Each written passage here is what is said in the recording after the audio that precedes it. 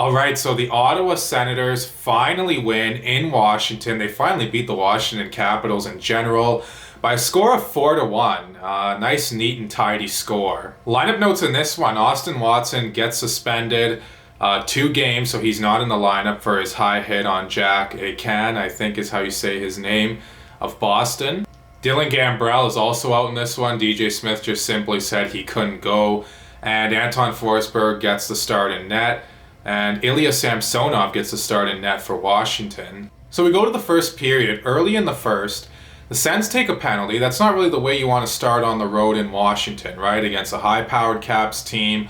And yeah, I know Washington's power play has not been great this year. They've dealt with some injuries, but still, they got Ovechkin, they got Backstrom, they got John Carlson, Kuznetsov. You don't want to, go to the well too many times against a power play like that. But maybe an early power play was the worst case scenario for the Washington Capitals instead, as Alex Formenton would blast a shorthanded goal by Ilya Samsonov off a great feed by Connor Brown.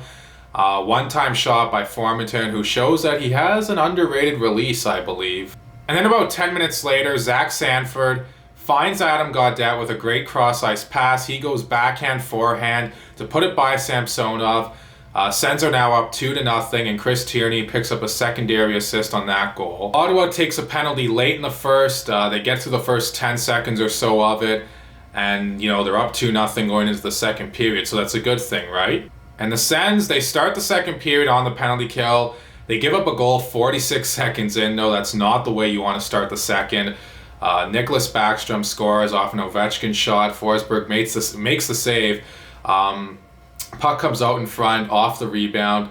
Backstrom puts it by him. The lead is now cut in half. Carlson picks up an assist on that goal, and for Washington, that goal really gave them life. I mean, they were really after Ottawa on that. After that goal went in, they were all over them. Forsberg makes a huge save on Tom Wilson. I thought that puck went in. Apparently Wilson did too because he raised his arms. Forsberg makes a great arm save. Looks like then it went off Shabbat afterwards. What a save by Forsberg to keep that puck out of the net. If the Caps score there, we're probably looking at a different game. And then John Carlson steps up and hits Brady Kachok in the head. It looked like a headshot, and we're talking about, Austin Watson getting suspended in the opening of this video for his headshot yesterday. I wouldn't be surprised if John Carlson receives a call from the league. I don't think there was malicious intent there, but Carlson gets on the wrong side of Kachok. He tries to get back into a defensive position. He hits him in the head, though. And keep in mind that, on the Austin Watson hit yesterday, Jack Acan is 5'8", 5'9", Watson 6'4". There's no excuse. I do think that is a suspendable hit by Watson. But with that being said, there is a big difference between a 6'4" guy going in to hit a 5'8" or 5'9" guy, and a guy in Carlson who's listed 6'3" going to hit a 6'4" Kachuk. And I know Kachuk was kind of bent over, but still, you got to kind of have your shoulder, in that upward position if you're going to make head contact with a guy as tall as Brady Kachuk. Gets a penalty for that, and on that ensuing power play, Nick Paul draws a tripping penalty, so Ottawa's on a 5-on-3 for I think 44 or 45 seconds. They're passing the puck around. They had some looks. Shabbat hit a post, but they're just not able to crack Washington's penalty kill. And that's usually a dangerous thing when you're on a 5-on-3 and the home team especially kills it off with the momentum of the fans.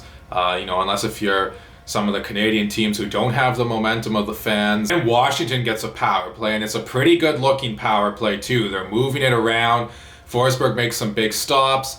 The Sens make some good defensive plays, but they're hemmed in their zone for a long time, unable to get it clear. They do survive it, they do kill it off, and that sets the stage for a huge goal by Brady Kachuk. And that big goal by Brady Kachuk comes with 1:36 left in the second period. Josh Brown and Nick Paul pick up assists on that one. Connor Brown tries to get to the puck. He's tied up in front by a Washington defender, and Brady Kachuk is there to bang home the loose puck.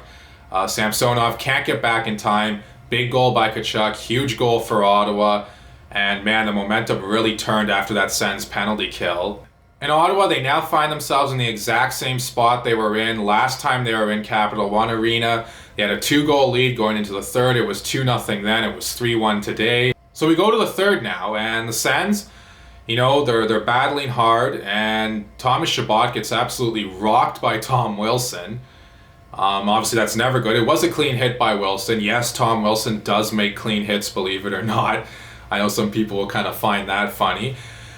But Nick Paul goes in, sticks up for his teammate. I thought Paul handled himself pretty good considering who his opponent was. I mean, Wilson, you probably would have to give him the edge in that fight. But at the end of the day, like I said, Nick Paul handles himself well against a guy who does that a lot more than he does. I wasn't big on Nick Paul fighting with a 2-goal lead in the third period because right away I was thinking about the New York Rangers game.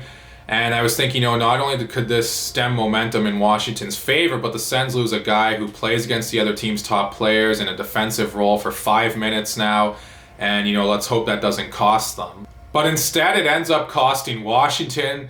10:28 in, Connor Brown scores his 7th of the season, assisted by Brady, Kachok, and Chris Tierney. Brown receives a pass coming in over the blue line from Kachok. He fires it on goal, it goes in. I thought Samsonov probably should have had that one, but I still think it was a pretty good shot by Connor Brown and some good trickiness on that shot as well. The Sens would get a power play late. Garnet Hathaway hits Alex Formenton. It wasn't a headshot, but it was a blindside hit. I mean, you could argue maybe he could be getting a call from the league there as well. We'll have to see. But the Sens hang on and finally win in Washington, like I said in the opening of this video. 4-1, a nice tidy win. And man, Ottawa's been playing some of their best defensive hockey over the last month or so now. I would say about 2 months now, probably since early to mid-December, than they have in a very long time. In Ottawa, who usually seems to get victimized by Alex Ovechkin, that was not the case today. They did a great job on shutting him down. Yeah, Ovi did have a couple of chances, but come on, I mean, one of the greatest goal scorers of all time. It's hard to eliminate him completely. He's going to get a few looks. Just don't give him more looks than what he is going to get. In other words, only let him get what he's going to actually create on his own. Don't give him any freebies. I want to point out that Thomas Chabot and Alex Formenton did not return to the game. Well, Chabot did have a few shifts after the Wilson hit. I don't believe Formenton had any after he was hit by Hathaway, so let's hope those guys are all right. I mean, the Sens already have more than enough injuries to deal with. They can't afford to lose any more players, especially a guy like Chabot. And Formenton too, for that matter. So those are my thoughts on this game. Please let me know what you all think in the comment section below. Also, please like and subscribe and share this video. Thank you so much for watching, and I'll talk to you again soon.